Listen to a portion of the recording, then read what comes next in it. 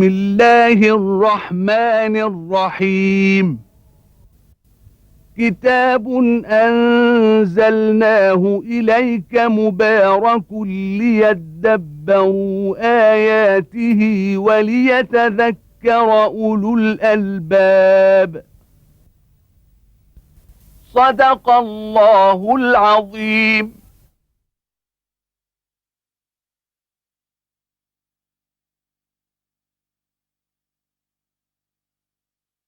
الحمد لله رب العالمين، والصلاة والسلام على عبده ورسوله الأمين سيدنا ونبينا محمد وعلى آله وأصحابه ومن اهتدى بهداه وعمل بسنته إلى يوم الدين.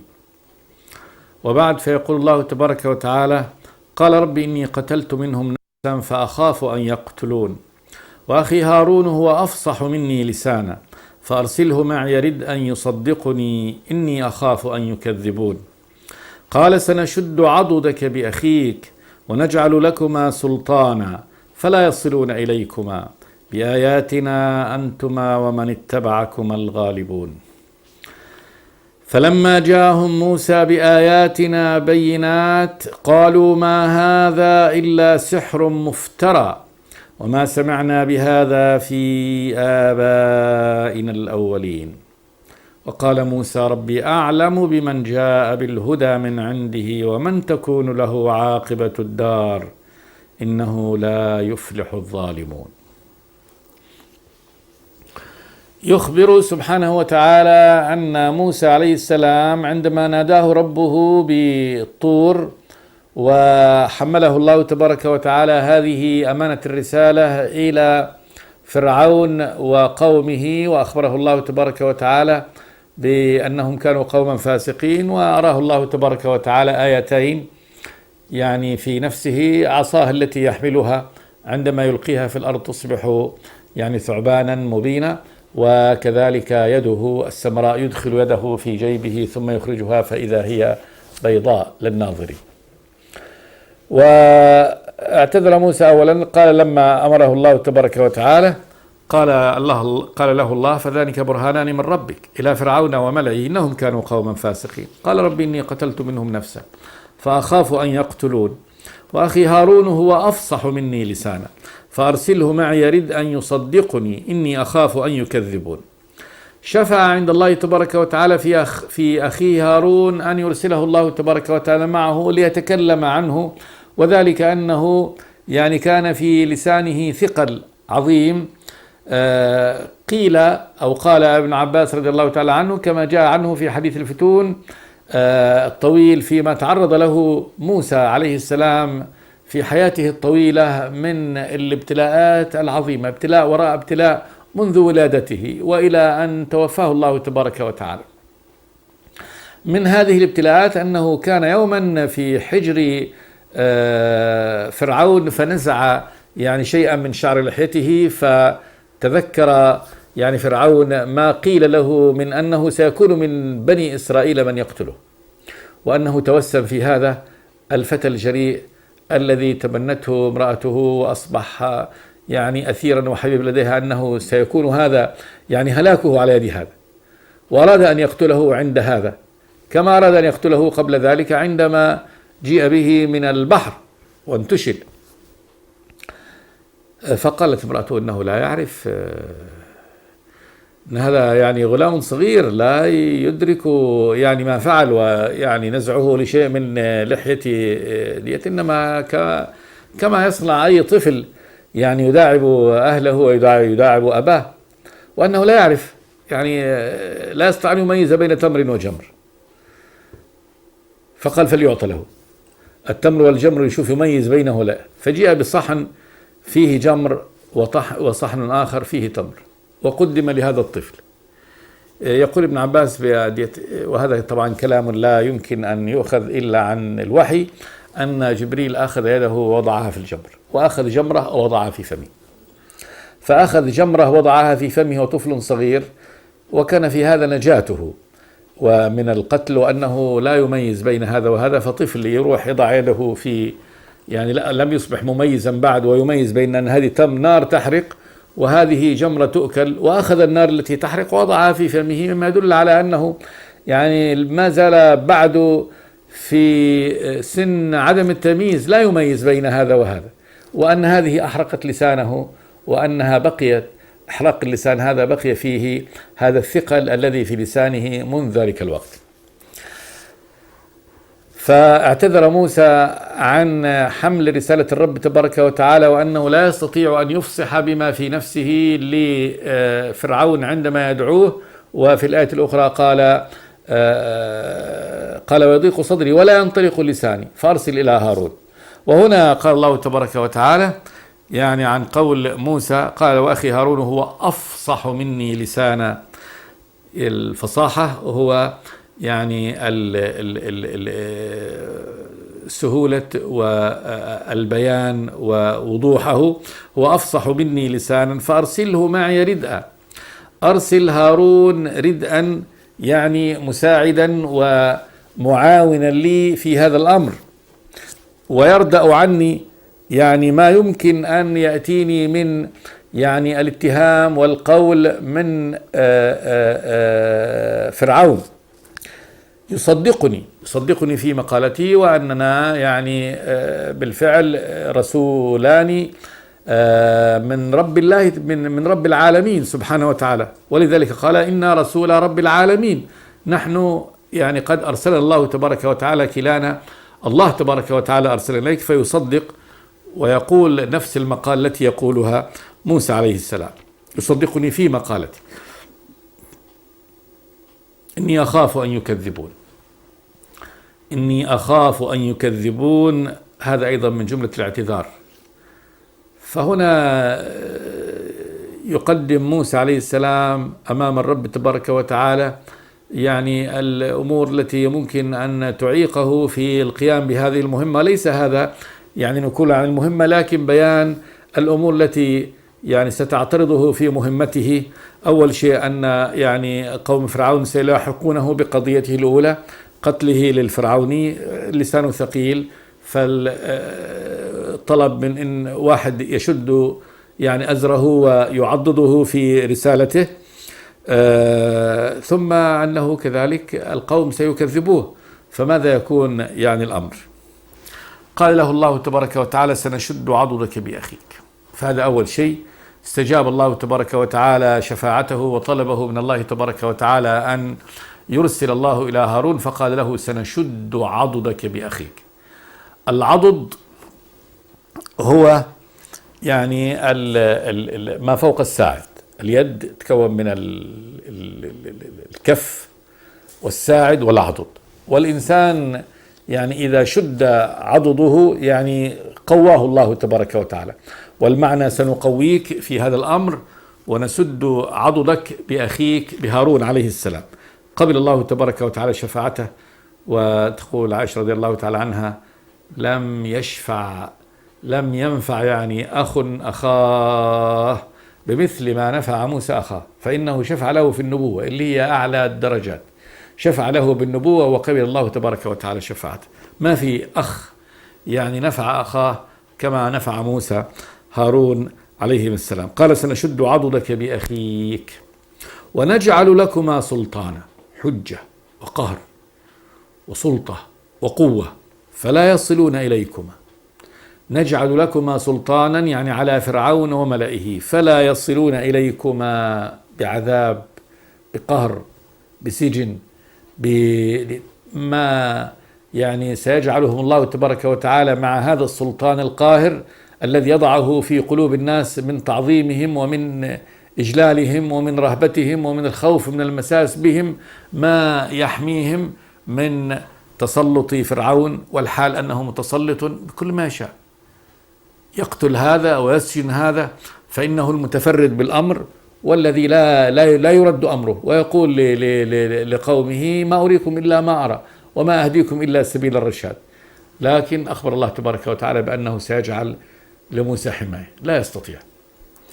ويأتي في قول الله تبارك وتعالى أنه مع تغيظه بعد ذلك على موسى كان يعني يستنجد بالملأ ويقول لهم دعوني أقتل موسى وليدعو ربه إني أخاف أن يبدل دينكم أو أن يظهر في الأرض الفساد.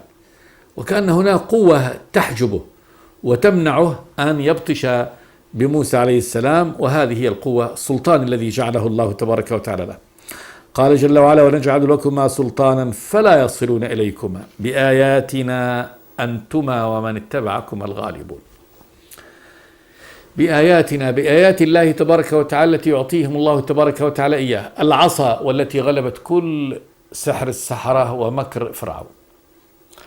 الآيات الأخرى التي ضرب الله تبارك وتعالى بها الفراعنة من الطوفان والجراد والقمل والضفادع والدم والرجز الذي أرسله الله عليهم من المرض، وكذلك قتل أبكارهم، أمور عظيمة ضربهم الله تبارك وتعالى.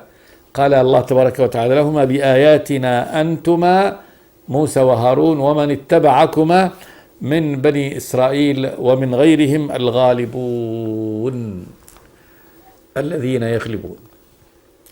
وإذا عدوكم هو المقهور المغلوب والغلبة ستكون لهم. وهذه بشارة لهم من الله تبارك وتعالى تحمل معنى التأييد والتقوية والتعضيد، وأن يعتمدوا بعد ذلك على بشارة الرب تبارك وتعالى.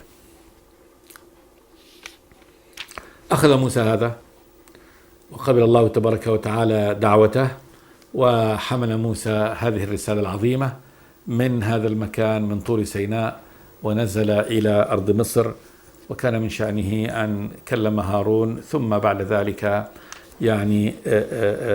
كان من شأنه ما قصه الله تبارك وتعالى في مواضع أخرى من القرآن. وهنا أجمل الله تبارك وتعالى بعد ذلك ظهور غلبة موسى وبني إسرائيل على فرعون. قال جل وعلا: فلما جاءهم موسى بآياتنا بينات قالوا ما هذا إلا سحر مفترى وما سمعنا بهذا في آبائنا الأولين. فلما جاء قوم فرعون جاءهم موسى هو الذي جاءهم بآياتنا، هذه الآيات، العصا ويده وما تلا ذلك من الآيات التي ضربهم الله تبارك وتعالى بها. قالوا ما هذا إلا سحر مفترى، بالحصر، ما هذا الذي جاء به موسى إلا سحر مفترى مكذوب. فهذه العصا التي يجعلها إنما هي نوع من السحر والتخيل لنا، وليست حقيقة وليست آية من آيات الله تبارك وتعالى. وكذلك يده التي يخرجها ويدخلها في جيبه ويخرجها إنما هي شعبذة وتلبيذ وسحر يسحر عيوننا بها. كما قال فرعون بعد أن رأى هذه الآيات: قال أتريد أن تخرجنا من أرضنا بسحرك يا موسى؟ فلنأتينك بسحر مثل فاجعل بيننا وبينك موعدا لا نخلفه نحن ولا أنت مكان سوء.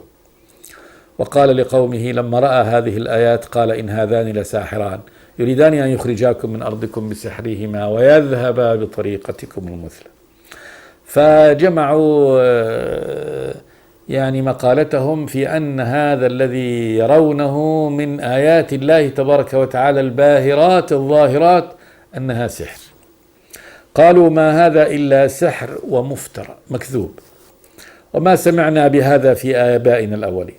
ما سمعنا بهذا أن الله تبارك وتعالى يختار من عباده رسول يبلغه رسالته ويرسله إلى الناس ليعبدوه. قالوا هذا أبدا ما سمعناه في آبائنا الأولين، هذا تاريخ آبائنا الأولين، لم يأتي من يدعي أنه رسول من الله تبارك وتعالى، وأن الله هو خالق السماوات والأرض وحده، وأنه هو الرب وحده سبحانه وتعالى. قالوا هذا كل ما سمعناه في آبائنا الأولين. رد عليهم موسى الذين ردوا آيات الله على هذا النحو. قال جل وعلا: وقال موسى ربي أعلم بمن جاء بالهدى من عنده. وهذه الكلام الذي قاله موسى بعد يأسه من إيمانهم، وأن هؤلاء لا فائدة فيهم، فدعا ربه أن هؤلاء قوم مجرمون مهما جاءتهم من الآيات لا فائدة فيهم. وقال في دعائه الآخر: قال ربنا إنك أتيت فرعون وملأه زينة وأموالا في الحياة الدنيا ربنا ليضلوا عن سبيلك ربنا اطمس على أموالهم واشدد على قلوبهم فلا يؤمنوا حتى يروا العذاب الأليم. قال هذول ما في فائدة فيهم. وقال موسى ربي أعلم من جاء بالهدى من عنده، ربي الذي أرسلني هو أعلم من جاء بالهدى من عنده فسلم الأمر إلى الله تبارك وتعالى والعلم إليه سبحانه وتعالى. وفي هذا استشهاد للرب الإله سبحانه وتعالى وأنه أعلم بمن جاء بالهدى، وأني يعني مضمون هذا أني أتيت بالهدى من الله تبارك وتعالى، والله يشهد بهذا ويعلم هذا سبحانه وتعالى. ثم ومن تكون له عاقبة الدار، من الذي ستكون له عاقبة الدار في النهاية؟ ينصره الله تبارك وتعالى ويؤيده. من الذي يزيله ويمحوه عن وجه هذه الأرض؟ إنه لا يفلح الظالمون. إنه الحال والشأن، هذا ضمير الشأن. لا يفلح الظالمون، الظالم لا يفلح. هذه سنة الله تبارك وتعالى ونظامه وعادته، أنه لا يجعل ظالما يفلح، ما يفلح الظالم. الظالم يعني معنى ذلك طبعا بيان أنهم يعني قد ظلموا أنفسهم وساروا في طريق الظلم، والفلاح لا يمكن أن يحل به. كل مضمون هذا أن عاقبة الدار ستكون لأهل الإيمان، وأن الله تبارك وتعالى سيهلك أهل الكفر والعصيان. وقال موسى ربي أعلم بمن جاء بالهدى من عنده ومن تكون له عاقبة الدار إنه لا يفلح الظالمون. تهديد ووعيد شديد لهم. أمام هذا التهديد والوعيد لهم بالهلاك قام فرعون يعني بمزيد من الطغيان والكبر، وفي ظاهر الأمر أنه يريد معرفة الحق ويريد أن يصل إلى يعني حقيقة الأمر وجلته. وقال فرعون يا أيها الملأ ما علمت لكم من إله غيري فأوقد لي يا هامان على الطين فاجعل لي صرحا لعلي أطلع إلى إله موسى وإني لأظنه من الكاذبين. مضى فرعون في غروره وتكبره وتجبره، ولكن في يظهر أمام شعبه وأمام أمته بمظهر الحريص على العلم والحريص على استجلاء جلية الأمر وأن يعرف هذا. فأولا ذكرهم بالأمر الذي يعني هم عليه، وقال فرعون يا أيها الملأ ما علمت لكم من إله غير. يا أيها الملأ نادى جماعته ما علمت لكم من إله غيري. ما كان في شرعنا وملتنا وديننا وتراث آبائنا وأجدادنا أنه إله يعبد ويطاع أمره ويطاع تشريعه غيري.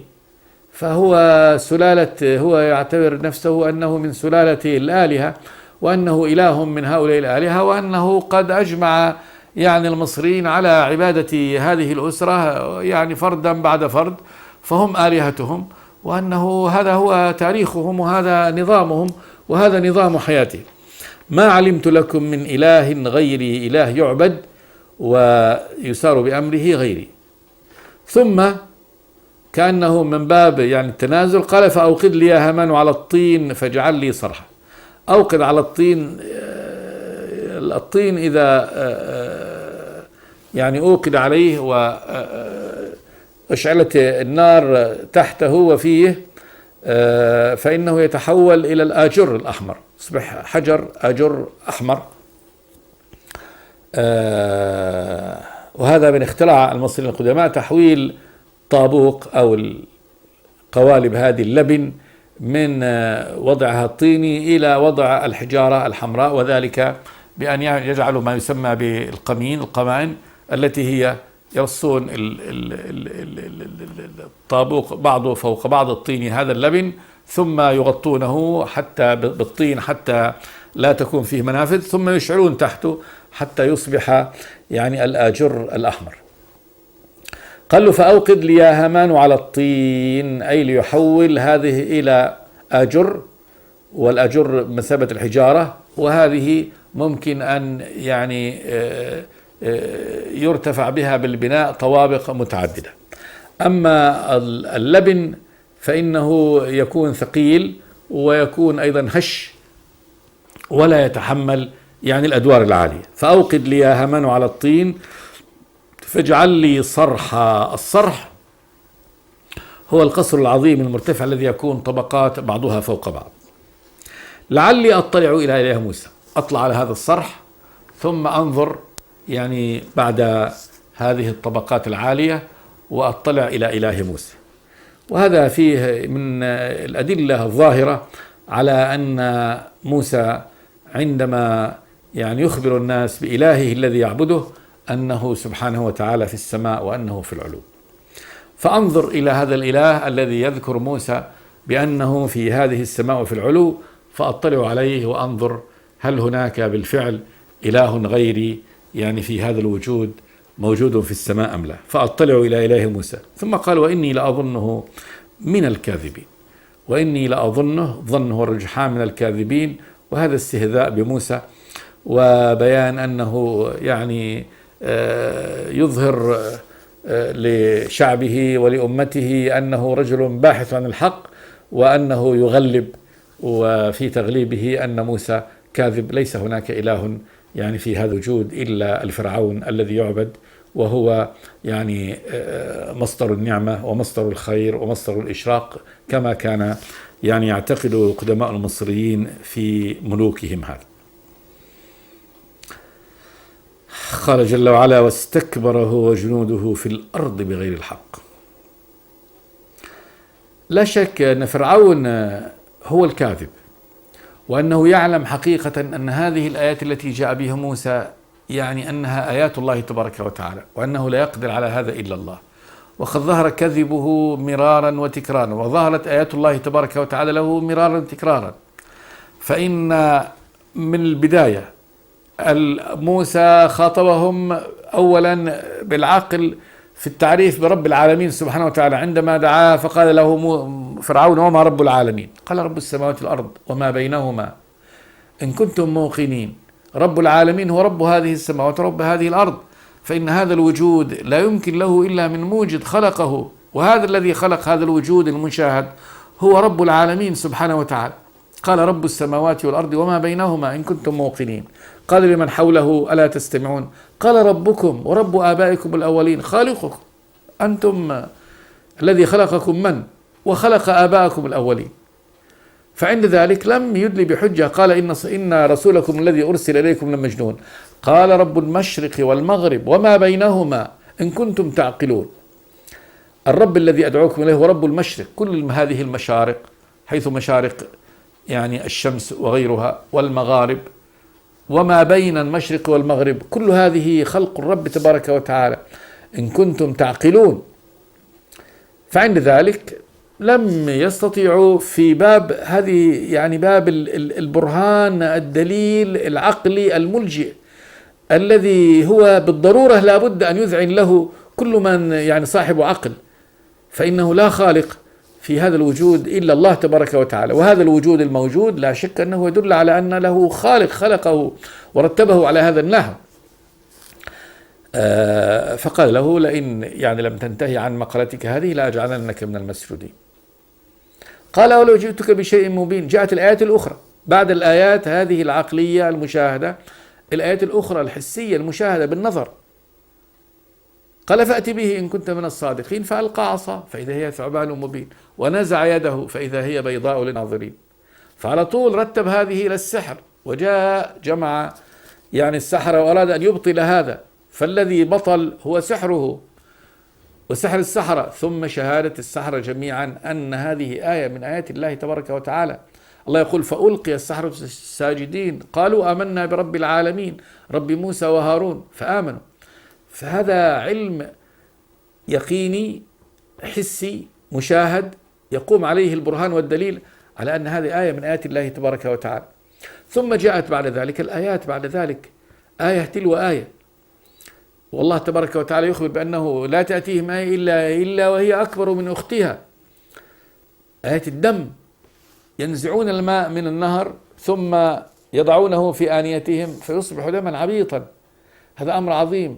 الضفادع التي تأتيهم بعد ذلك من كل مكان، تدخل الضفادع قصورهم إلى مخادعهم، يتكلم المتكلم فتقفز الضفدع في فمه، يضع يده في جيبه فإذا به كله مليء بالضفادع، يتقلب في فراشه فتخرج الضفادع، خرجت من كل مكان.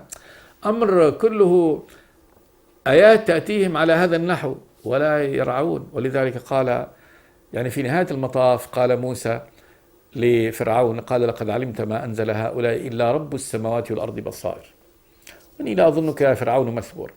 أنت ستكون هالك، لأن هذه آيات الله تبارك وتعالى قد علمتها. وقد أخبر سبحانه وتعالى بأنه ليس هو وحده الذي علم أن هذه آيات الله، بل الكل، كما قال الله تبارك وتعالى في قوم فرعون: وجحدوا بها واستيقنتها أنفسهم ظلما وعلوا.